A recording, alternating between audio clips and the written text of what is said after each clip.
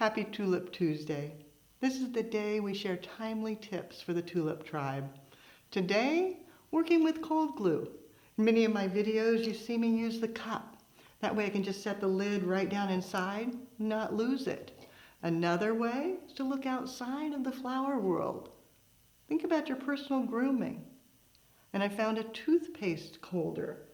You just take and slide your glue right in, just as if it was a tube of toothpaste, and then slide it into the holder.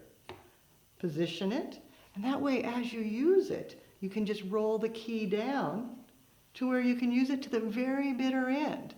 Added bonus, the lid fits right into the keyhole, if you find the right one. Now, is that the greatest thing or what?